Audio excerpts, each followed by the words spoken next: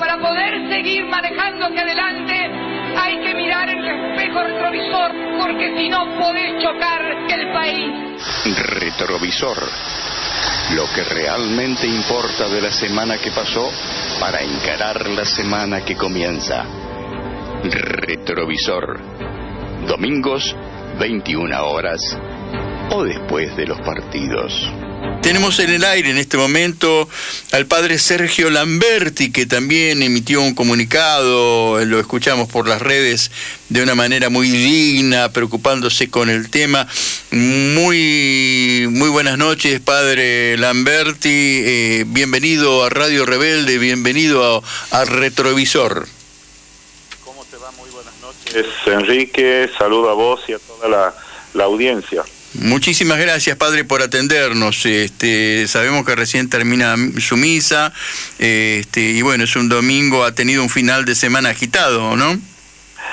Sí, bastante agitado.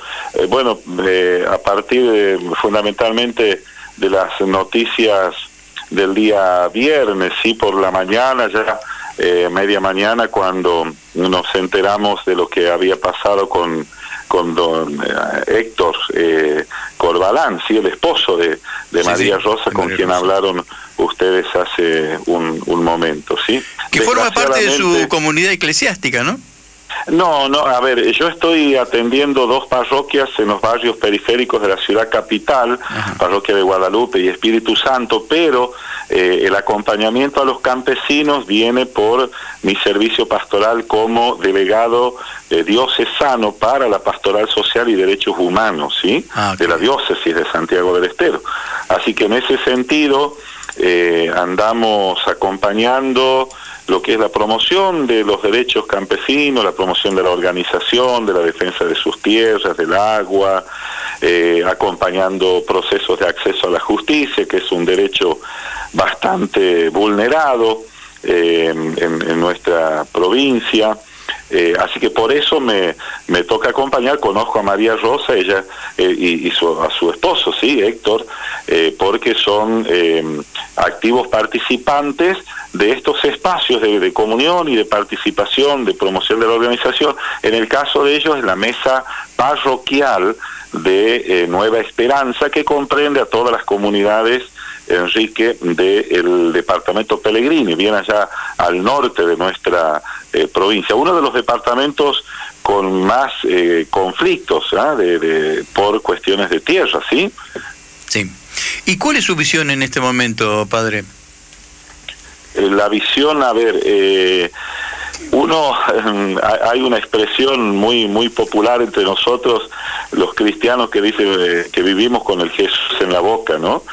En el sentido de que estamos por allí esperando que hechos violentos de esta magnitud ocurran. ¿Y sabes por qué, hermano? Porque hay una violencia estructural de fondo, ¿sí?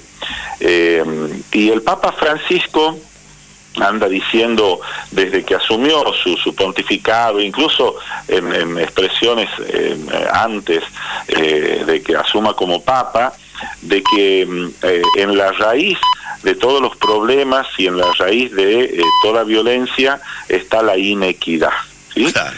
Y la inequidad o la desigualdad, como quieras llamarle, en nuestra provincia, en todo el país, pero bueno, estamos hablando de Santiago del Estero, entre otras razones está la injusta distribución de las tierras, ¿sí? Y nosotros desde la fe en Jesús creemos que es un regalo de Dios, como todos los bienes, para ser distribuidos equitativamente entre todos sus hijos, ¿no?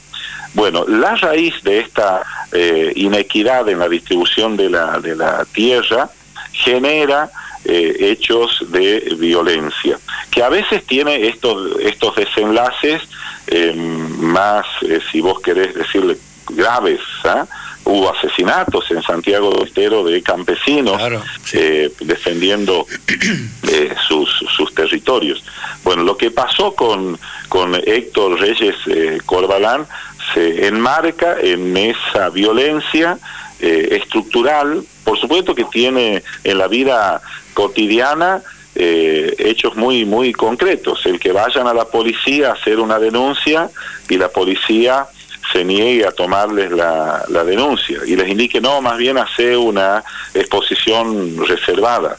O para que te recibamos la denuncia tenés que traer los papeles de propiedad del campo que dices poseer, ¿sí?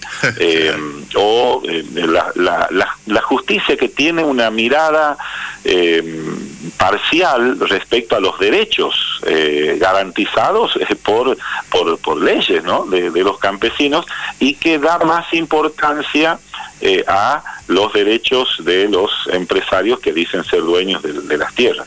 Te paso un dato que habría que actualizarlo, porque esto es de un documento de la Iglesia. Enrique, si me permites, sí, tenemos un poquito de tiempo. Sí. Mira, estamos para eso, padre. Gracias, hermano. Estamos hablando de un documento que produjo la Comisión de Justicia y Paz del Episcopado argentino de hace varios años atrás, cerca de unos 18, 20 años atrás. Se llama Una Tierra para Todos. Y que habla de esta inequidad, ¿no? que es violencia ya de por sí y que es raíz de otros hechos de violencia. Santiago del Estero tiene un porcentaje de 10 empresas del agronegocio que concentran el 76,1% de las tierras más productivas. ¿Sí? Contra un 60% de pequeños productores o campesinos que solo poseen el 3,1%, Enrique, el 3,1%, ¿sí? Claro, equidad cero, ¿no? Equidad cero. Y por lo tanto, a ver, estos datos que te estoy pasando son de allá realizados, este documento con el censo del año 2002. A esta parte hubo muchísimo más ampliación de lo que llamamos la frontera agropecuaria, hermano, ¿sí? Que hizo que más empresarios, terratenientes, pusieran su mirada, digamos, en Santiago. Claro. Padre, ¿hola? Bueno, se cayó la comunicación. En cuanto la recurremos, en cuanto hola. ¿Sí? ¿Me escuchas ahí? Sí, estamos con algún problemita en la comunicación. En algunos casos, detrás, digamos, con negocios poco claros y algunos ligados a lo que es el narcotráfico, ¿sí? Porque ves hechos, campos, digamos, que se compran, que después no ves ninguna actividad productiva, ¿sí? El lavado de dinero, Enrique? El lavado de dinero, digamos. Como el lavado de dinero, no solo eso, sino también para el aterrizaje de avionetas que transportan droga, ¿sí? de un lugar a otro, ¿sí? Y sobre todo para ser distribuidas en el resto del país, desde el norte al resto del país. Hubo muchos procedimientos, eso es conocimiento público, de algunos operativos, digamos, que pudo hacer la gendarmería o demás. Como el famoso caso de la localidad de Frías, ¿no, padre? Claro, por ponerte un ejemplo. Y otros casos, muchos de otros casos, precisamente en el departamento Pellegrini, ¿sí? Bien al norte de nuestra provincia, límite con Salta, ¿sí? De ese territorio estamos hablando. Así que se enmarca este hecho de violencia que ha sufrido la familia Corbalán en esta violencia estructural por la inequidad, ¿no? Y por la desigualdad en el reparto de la tierra y de los bienes, ¿sí?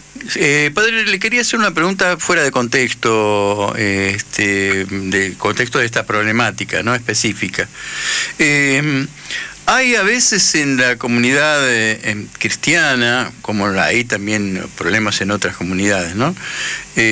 Católica, la persona que va a misa comulga y después sale y se abraza con los mercaderes del templo.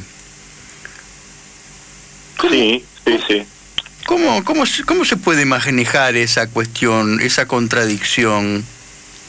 Mira, es multicausal. De algunos los documentos le llaman el Papa Francisco la incoherencia de la vida y la fe, ¿sí?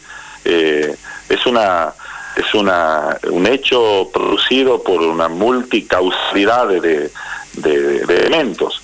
En primer lugar, debemos reconocer una de las causas es que la Iglesia a veces poco predica acerca del compromiso social, político y económico de los cristianos, es decir, desde una fe en Jesucristo y en su evangelio, en el reinado de la justicia, que tiene implicancias sociales, económicas y políticas. Estamos en deuda con eso. En segundo lugar, por supuesto, pasa por los procesos de fe que cada una de las personas viene realizando, ¿sí? Que no siempre comienza con una adhesión plena a Jesucristo y con todas las consecuencias de una conversión personal, familiar y social, que es adhesión a Jesús, a su persona y a su proyecto de vida implica, ¿sí? Y después hay mucho de complicidades y de alianzas, hermano querido, ¿sí? Estos empresarios a veces llegan a los territorios y una de las primeras acciones que realizan como para ganarse la simpatía de la Iglesia es llegarse hasta las parroquias, hablar con los curas y ofrecerles, por ejemplo, arreglarles la capilla, los templos, claro. ¿Sí? O si hay colegios católicos, la posibilidad de brindar una ayuda. También intentan ganarse la simpatía de los comisionados municipales, ¿no? Ofreciéndoles alguna ayuda para algún proyecto, o que van a ofrecer trabajos en la zona. Es complejo y hay que atenderlo en esta complejidad que tiene el hecho, como para decir, bueno, nos cuesta liberarnos de estas alianzas para hacer alianza con lo que nosotros como Iglesia creemos que es con los pobres, ¿no? Y por su liberación integral. Yo le preguntaba esto, padre, porque digo que estas cosas ocurren y la jueza puede convivir en el pueblo y el fiscal puede convivir en el pueblo, porque hay entre la gente más inocente del pueblo cierto desprecio para el campesino pobre y cierta admiración por el que viene con mucho dinero, con autos caros, etcétera. O sea que hay cierta complicidad cándida por parte del pueblo, ¿no? Y esto hace con que estas tropelías puedan ser cometidas con más facilidad, ¿no? Sin lugar a dudas. Y no solo esa percepción, prejuicios hay en los pueblos, sino en altas esferas del gobierno. En el sentido, yo escuché decir a gente de muy alto nivel del gobierno que los campesinos son signo de atraso y que el progreso para la provincia iba a venir por el lado de empresarios que vengan a invertir a la provincia. Por supuesto que eso lo podemos desmentir hasta con datos científicos, ¿no? Desde las mesas de tierra, que están acompañadas siempre teniendo como sujetos protagónicos a los campesinos, que no a través de sus delegados, muchos integrados en el MOCASE, otros en las mesas territoriales de tierra y demás. Tenemos datos elaborados por gente muy seria, como por ejemplo el INTA, ¿sí? Gente que está trabajando en el ProHuerta, que tiene estudiado incluso por datos de los censos de los últimos años, que la mayoría de los alimentos, por ejemplo, que producen los campesinos son los que generan una riqueza impresionante. Claro. Y además alimentos sanos, ¿sí? y contrarrestando todo un proyecto económico extractivista y exportador, ¿sí? Como sí, es el de la soja, y envenenador también, ¿no? Y envenenador. Y te agradezco ese dato porque me hace recordar que hace como 20 años atrás, ¿sí? La parroquia de Nueva Esperanza, el patrono ahí es San Roque, vino trabajando con un equipo de laicos y de campesinos, un análisis de la realidad donde ya denunciaban el uso de agrotóxicos esparcidos por avionetas que produjeron enfermedades mortales en niños, malformaciones, etcétera, sobre las escuelas, sobre las reparticiones públicas y sobre las familias, las casas de las familias también. De ese año te estamos hablando, ¿sí? Claro. Y en ese sentido, bueno, hay una lucha permanente también por frenar ese uso, invitaciones a las reuniones de las periódicas, de las mesas de tierra, a la gente de ecología de las provincias, del gobierno, ¿no? Claro. Digo, un trabajo permanente de diálogo para buscar juntos, ¿no? Soluciones a estas cuestiones, ¿sí? Bueno, cuando el ministro se disfrazó de planta, dije, bueno, se va a preocupar por los agrotóxicos, pero, en fin. Padre, le agradezco muchísimo la comunicación, lo felicito y le agradezco como ciudadano. Yo no soy religioso, pero le agradezco su compromiso como ciudadano, porque eso nos hace mucha falta. Es lo que necesitamos, y encontrarlo en ustedes realmente muy gratificante, padre. Yo les agradezco a ustedes, Enrique, y al medio al cual representas, desde donde estás trabajando y sirviendo una comunicación democrática, que se ocupen de esto. Realmente el departamento Pellegrini es uno de los departamentos que más ha sido transformado, ¿sí? Por la avaricia de unos pocos, de esta fiebre de la soja, ¿no?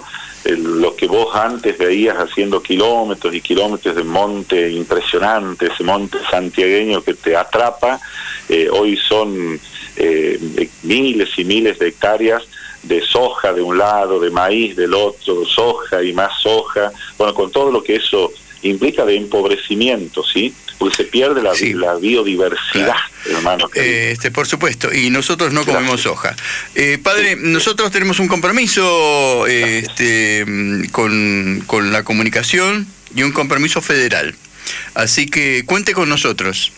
Muchísimas gracias, Enrique, y que Dios los bendiga a ustedes y a toda la audiencia, ¿sí? Un gran abrazo, padre. Otro para ustedes, chao. AM 740. Radio Rebelde.